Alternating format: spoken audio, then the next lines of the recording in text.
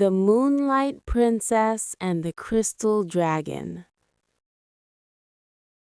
بہت عرصہ پہلے چاندی جیسے پہاڑوں سے گھری ایک روشن وادی میں مملکت لونارتھ قائم تھی، ایک ایسی سرزمین جو چاندنی کی برکت اور قدیم جادو کی حفاظت میں تھی۔ اسی مملکت میں شہزادی مریم رہتی تھی، ایک نرم دل اور متجسس لڑکی جس کے سنہری مائل چاندی جیسے بال ستاروں تلے چمکتے تھے۔ دوسری شاہی شخصیات کے برعکس مریم محل کے باغات سے آگے نکل کر ہوا کی سرگوشیاں سننا اور رات کے آسمان کے راز جاننا پسند کرتی تھیں۔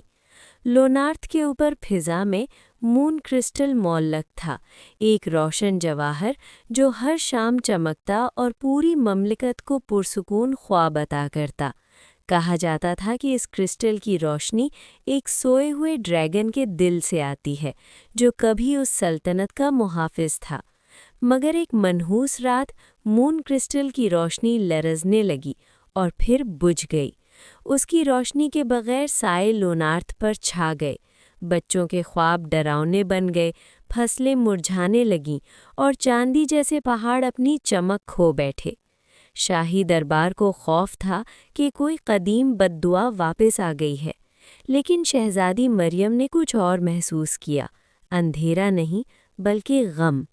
پہاڑوں کی گہرائی میں اسے ایک تنہا دل کی دھڑکن سنائی دی۔ انتباہات کو نظر انداز کرتے ہوئے مریم نے نیلگوں چادر اوڑھی اور ستاروں بھرے آسمان تلے اکیلی روانہ ہو گئی۔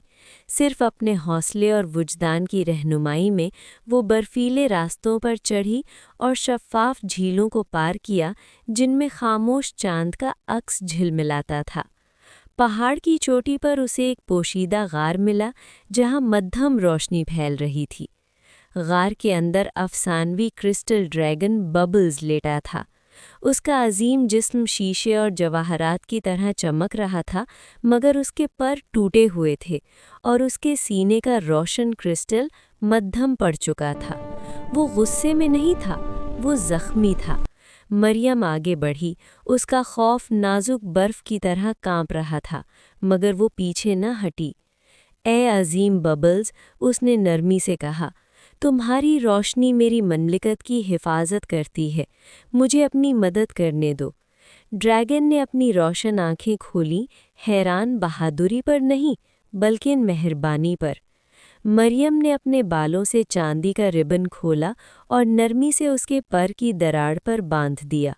پھر اس نے اپنا ہاتھ ڈریگن کے مدھم دل کے کرسٹل پر رکھا اور آنکھیں بند کر لیں۔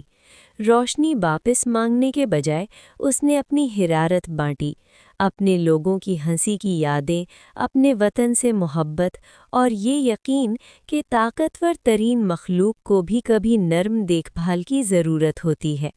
اس کے گال پر ایک آنسو لڑکا اور ڈریگن کے کرسٹل دل کو چھو گیا۔ اچانک چاندی جیسی روشنی کی ایک لہر غار میں پھیل گئی، ببلز کے پروں کی دراڑیں بھرنے لگیں، اس کا سینہ روشن ہونے لگا اور پھر اتنا چمکا جیسے کوئی نیا ستارہ جنم لے رہا ہو۔